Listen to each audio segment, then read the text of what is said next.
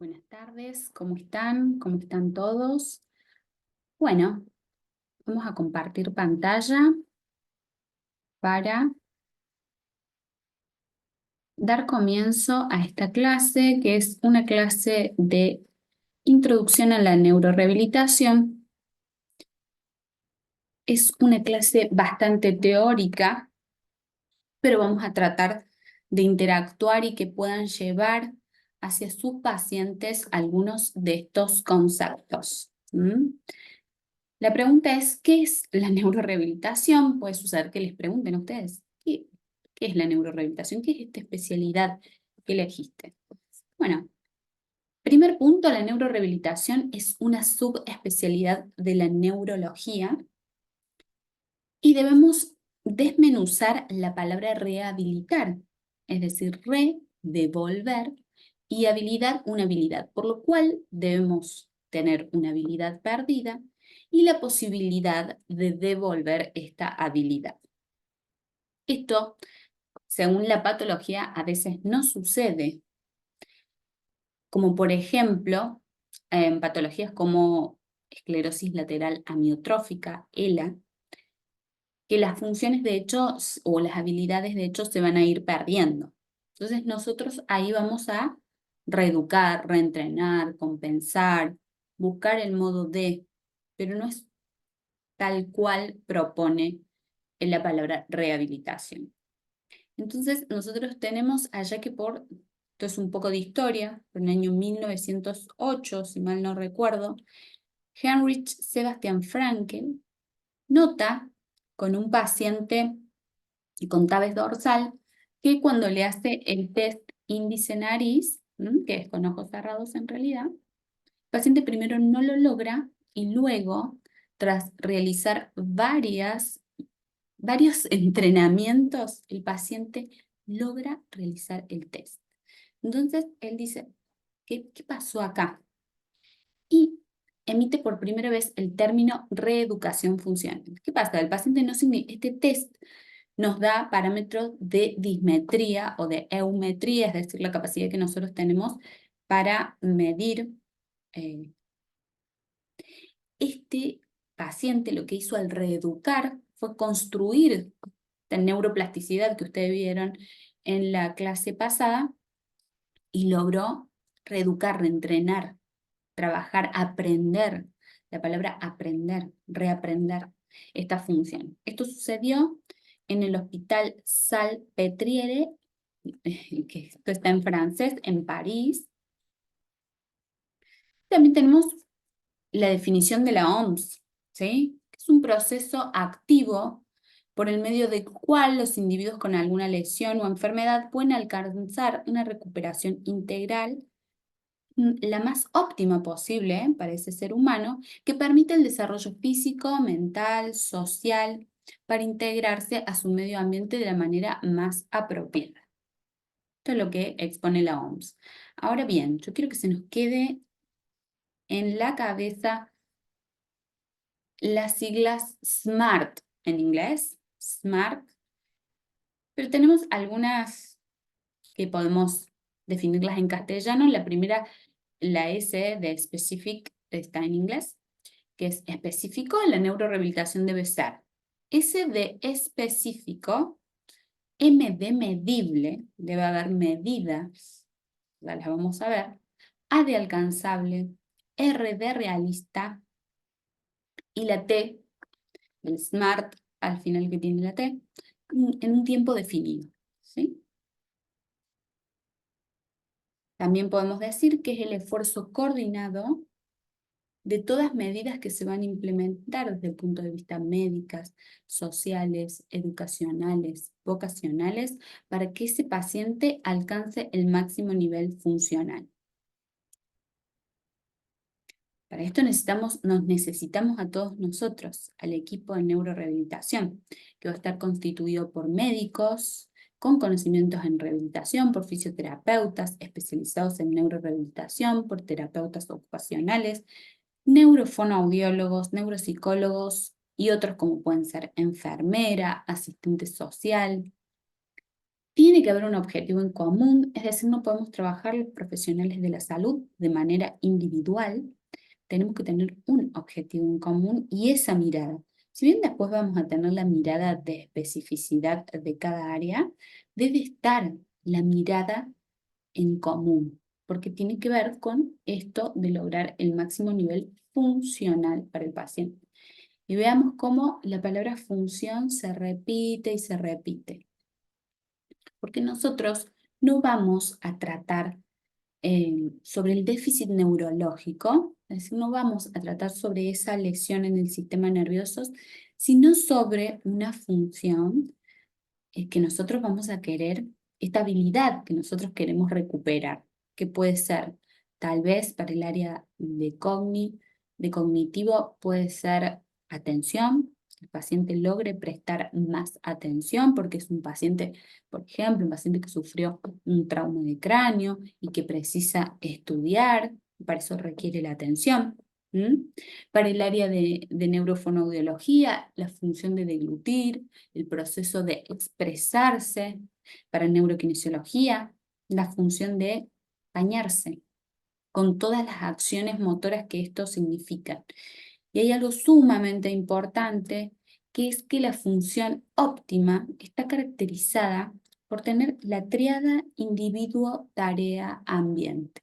Es decir, nosotros vamos a revisar esta tarea, esta función, debe tener un ambiente relevante, porque nosotros, y esto no es nuevo, estamos condicionados por el ambiente, por lo cual mucho de lo que podamos recuperar tiene que ver, o lo que el paciente pueda recuperar, tiene que ver con ese ambiente adecuado donde nosotros le vamos a pedir la función. Por ejemplo, en este caso del paciente con trauma de cráneo que precisa estudiar y es trabajado por el área de Cogni, necesita un ambiente que contenga tranquilidad, disminución de estímulos, no puede estar con el celular, no puede estar conversando, necesitamos generar ese ambiente. Desde el área de neurokinesiología, neurofonoaudiología, puedo citar el ejemplo de la alimentación para las dos áreas. Necesitamos que el paciente esté sentado, que su control postural sea óptimo, porque necesitamos desde lo kinésico eh, un correcto setting escapular para los movimientos de los miembros superiores. Al estar el paciente con un buen control de tronco, va a poder deglutir mejor por los músculos de la deglución. ¿Qué pasa? A veces encontramos el paciente internado, acudimos, queremos rehabilitar esta función, apretamos el botón de la cama y viene 45 grados. Y en 45 grados no estamos cerca, si bien obviamente que se entiende el contexto, el tipo de lesión, hay que tener súper en cuenta todos estos aspectos, pero el ambiente, por parte de la función, no la estamos trabajando como debería ser, atendiendo a esto de función óptima y de la triada individuo, tarea, ambiente. Nosotros necesitamos sacar al paciente de la cama, que tenga control de tronco, que tenga una mesa donde apoyar los miembros superiores. Si yo como kinesiólogo quiero que el paciente lleve a su boca, hacer de cuenta, porque estamos trabajando, rehabilitando, tiene que tener algún elemento por todo el feedback senso-perceptual, somatosensorial. Nosotros somos tarea dependiente, es decir, yo al cubierto lo tengo que tocar para que esto vaya ese feedback y de esta forma poder emitir una respuesta. De esa forma rehabilito, reeduco, ¿sí? Además debe haber adaptabilidad. Acá les puedo citar un ejemplo que nos pasa muchísimo en el área de neuroquine y es el paciente viene con el trastorno de la marcha o la alteración de la función del caminar, aunque siempre digo, la caminata no es una función en sí misma, sino es un medio para, pero bueno, la pongamos como función para entender esto de la adaptabilidad.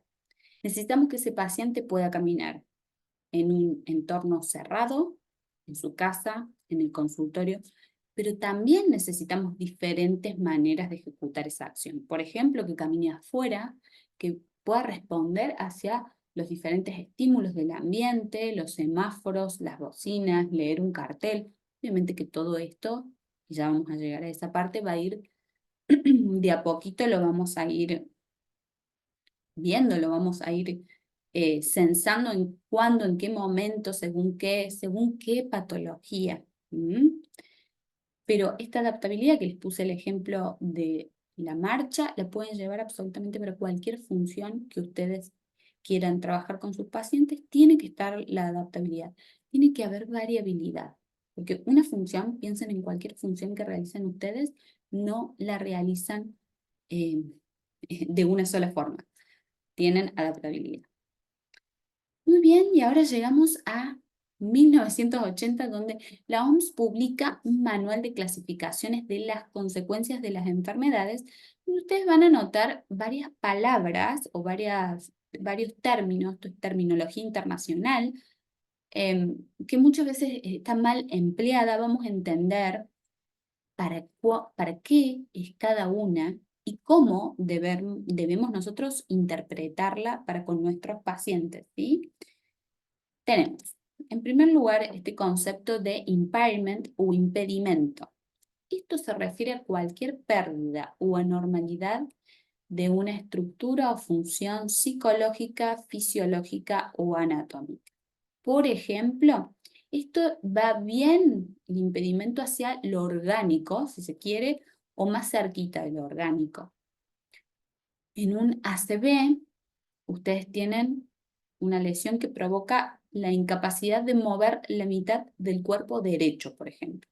Eso es el impairment, ¿sí? Tenemos otro concepto que es la incapacidad, ¿m? Que es disability, que es la restricción o pérdida de la capacidad resultante de un impedimento. Yo, tuve este accidente cerebrovascular, no puedo, esta lesión primaria no puedo mover la mitad del cuerpo, entonces no puedo, por ejemplo, caminar o hacer determinadas acciones con mi mano derecha. ¿Mm? Y tenemos, por último, y es donde nosotros sobre todo trabajamos, bueno, en las dos últimas sobre todo trabajamos, que es la discapacidad o el handicap, que es la desventaja social que supone el impedimento y la incapacidad. Es decir, esta persona que sufrió un accidente cerebrovascular, que no puede mover la mitad del cuerpo derecha, que ese es el impedimento, no puede caminar y no puede mover su mano derecha, ese es la incapacidad. Su desventaja social se relaciona mucho con a lo que se dedica la persona, su estilo de vida, etc. Vamos a suponer, tomamos como ejemplo un paciente que es odontólogo. El impacto para este paciente odontólogo, la desventaja social es bastante importante en relación si hubiese tenido otro tipo de lesión. Por ejemplo, el mismo paciente, nos volvemos a impedimento, sufre una lesión medular, una lesión medular baja donde no puede mover bien desde la rodilla hacia abajo, para que todas las áreas lo entiendan. Entonces no puede caminar bien, eso es su incapacidad, pero este paciente sí puede mover sus miembros superiores y dentro de su consultorio se puede mover. Entonces, la desventaja para ese paciente social no es tal o es distinta, porque obviamente que impacta, pero es distinta que si el paciente hubiese tenido la mitad del cuerpo pléjica por este ACV. Cualquier cosa ustedes me pueden consultar. Este tratado de neurología clínica, el Michelis, propone 4 puntos muy importantes al momento de trabajar con el paciente neurológico o de realizar la neurorehabilitación. Uno es la evaluación. En el número 2 vamos a tener el planeamiento de las intervenciones terapéuticas. En el número 3, el tratamiento, que eso va a depender de cada especialidad, subespecialidad. Y por último, el seguimiento, y vamos a ver un poquito de escalas. El diagnóstico, en la evaluación vamos a tener un diagnóstico etiológico, por ejemplo, traumatismo de cráneo, pero la idea no es etiquetar al paciente bajo el ACV, el trauma de cráneo, el Alzheimer, sino entender que nosotros tenemos un impedimento, cuál es de este impedimento la discapacidad y cuál es el hándicap, la discapacidad. Entonces vamos a emitir un diagnóstico funcional, ¿sí? Y vamos a ver la repercusión con este diagnóstico funcional que genera la enfermedad sobre todas las funciones de esta persona, ¿sí? La evaluación, que suele ser llevada por un médico especialista en el área de neurorehabilitación o con conocimientos de neurorehabilitación, vamos a ver procesos primarios o de homeostasis, como puede ser la deglución, donde ya tenemos a fonoaudiología, ya dijeron que necesitamos desde fonoaudiología. Trastornos médicos específicos, que pueden ser enfermedades previas, diabetes, etcétera, todo, pero que necesita un manejo para ver al paciente de manera integral. Complicaciones médicas, como puede ser la espasticidad, la rigidez, escaras. Ahí en espasticidad ya dijimos al kinesiólogo, venga también. Las ABD, las actividades de la vida diaria, alimentación, vestido, higiene, movilidad, si el paciente puede caminar, si se traslada, no, cómo lo hace. Trastornos de la comunicación, como puede ser una afasia, una disartria. Trastornos sensoriales, como puede ser ceguera, algún trastorno sensoperceptual, de la propiocepción, del tacto y de los demás sentidos, de los 5 sentidos también, por supuesto. Alteraciones cognitivas, como puede ser alteración de la déficit atencional, de memoria, trastornos psiquiátricos como agresividad, apatía, abulia. Función social, ¿no? Debe evaluarse la función social de este paciente. Trastornos sexuales y de la reproducción, y actividades de recreación, lo cual es sumamente importante. Debemos tener en cuenta, vuelvo a insistir con este aspecto integral porque de verdad que es sumamente importante el momento de rehabilitar, sobre todo.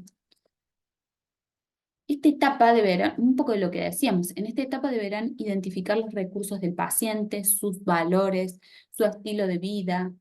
Estos elementos serán fundamentales al momento de generar los objetivos. Nosotros ahora vamos a pasar hacia el punto 2, que es el planeamiento de las intervenciones terapéuticas, y en el planeamiento de las intervenciones terapéuticas tenemos que tener en cuenta el estilo de vida del paciente, a qué se dedica, es una pregunta que es de las primeras, qué le gusta hacer, etc. Y vamos a tener los objetivos de tratamiento a corto plazo, desde cada área van a poder trabajar en esto, porque ya va siendo más específico, pero tiene que haber una generalidad, ¿eh? Nosotros podemos hablar de objetivos de tratamiento a corto plazo y a largo plazo, más el plan de trabajo, ¿no? Y más allá de que Kine puede tener a corto plazo, eh, eliminar esa restricción del sóleo que nos lleva la tibia para atrás, que hace que la rodilla se vaya en traba mecánica y me adelante el centro de gravedad. Yo puedo dar muchos ejemplos kinésicos.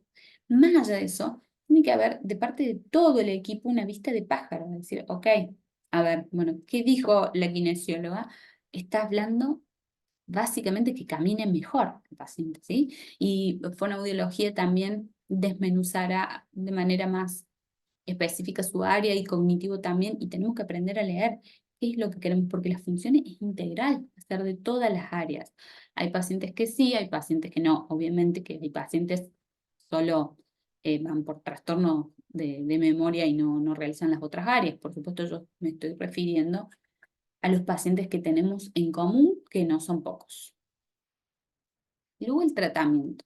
Con el plan de trabajo vamos a hacer el tratamiento. Vamos a realizar el tratamiento que va a tener sus estrategias. Y lo que hay que hacer acá es realizar el tratamiento, pero pasar ya hacia el próximo punto, que es el seguimiento, que tiene que ver con monitorear la evolución del paciente con un aspecto de inspección clínica. La clínica tiene que estar presente, pero no podemos dejar atrás las escalas de monitoreo, tienen que estar. A 2024 tenemos que trabajar bajo estándares mundiales. Todas estas escalas de las que vamos a hablar a continuación es para hablar acá en Argentina, en España y en Estados Unidos de la misma manera. Y de esta forma poder ir evolucionando en nuestra profesión, sobre todo para el paciente. Entonces, ¿este seguimiento va a ser clínico? Sí, seguramente que sí, debe ser clínico. Tenemos que también tratar de buscar establecer los recursos para la reinserción social, resolver problemas que puedan surgir en el proceso, pero tenemos que hacer la evaluación funcional y las escalas de monitoreo. Miren la importancia de las escalas de monitoreo. Son útiles para obtener una medida objetiva de la capacidad funcional del paciente. Objetivo. Monitorear los cambios funcionales. Guiar decisiones relacionadas con el manejo del paciente. Evaluar la efectividad del tratamiento. Determinar el pronóstico. Desarrollar un plan de trabajo y planear el alta del paciente. O sea, vaya si son importantes. Ahora bien, tenemos varios tipos de escala. Hay algunas escalas que se llaman de evaluación global, que estas son, les digo de entrada, son sobre todo para hacer estudios de investigación retrospectivos, para que todos hablemos un mismo idioma, pero son poco sensibles para estudiar procesos de rehabilitación. Son simples, contemplan pocas variables, asignan funciones específicas. Una pobre definición de sus categorías, son confiables para realizar estudios retrospectivos, pero son poco sensibles para estudiar procesos de rehabilitación. Algunos ejemplos son la de Glasgow, la de Rankin, la Hospital Rancho Los Amigos. La de Glasgow quiero comentar que es de discapacidad. Esta que se menciona acá no es la de coma de Glasgow. Okay. Y acá estas escalas son sumamente importantes para todo el equipo de rehabilitación. Estas son las escalas de las actividades de la vida diaria, de las ABD. Estas sí evalúan discapacidad funcional, predicen la cantidad de ayuda necesaria que requiere un paciente, es dependiente, es semidependiente, la posibilidad de retorno a su hogar. Y tenemos el índice de Bartel y la FIM. El índice de Bartel tiene 10 puntos, es bastante simple, es comer, lavarse, vestirse, arreglarse, etcétera, etcétera, etcétera. Nosotros, toda escala, con la escala en mano, vamos a sumar el puntaje y según lo que nos arroje, vamos a tener los siguientes resultados y la siguiente equivalencia. Menos de 20 habla de una dependencia total. 20 y 25 grados, dependencia grave. Más o igual a 60, leve. 100 es independiente. Es decir, que es una escala que nos arroja data muy importante y que cabe destacar porque ustedes tal vez se están iniciando, algunos tienen más experiencia en neurorehabilitación, es sumamente importante para las obras sociales. Las obras sociales te piden un índice de Bartel o una FIM, ¿sí? Además, un puntaje mayor a 60 en el índice de Bartel se correlaciona con el regreso al hogar y uno mayor a 95 con la capacidad de caminar o no, porque si es un paciente con una lesión medular, podríamos decir con la capacidad de traslado en una silla. Después tenemos la FIM. La FIM es más querida por las áreas de cognitivo y de fono, porque no solo tiene el dominio motor, sino tiene un dominio cognitivo con la comunicación y la cognición social, lo cual es sumamente importante. La FIM es como la evolución del Bartel, pero el día de hoy se usan las dos. Si ustedes me preguntan, prefiero la medida de independencia funcional, es mucho más completa, pero el índice Bartel es más rápido, más práctico, sobre todo en pacientes internados agudos. Nosotros este lo vamos a medir de 7 significa independencia completa, 1 asistencia total menor al 25%. Por lo cual, si nosotros tenemos un FIM que nos da perfecto, nos va a dar 126 puntos y desde ahí hacia abajo se va a ir calculando el grado de asistencia que necesita el paciente, ¿sí? Muy bien, ahora pasamos a otras escalas. Esta es otra cuestión que se le agrega a las que veníamos viendo, eh, que son las AIBD. Nosotros estábamos hablando de las ABD, actividades básicas de la vida diaria.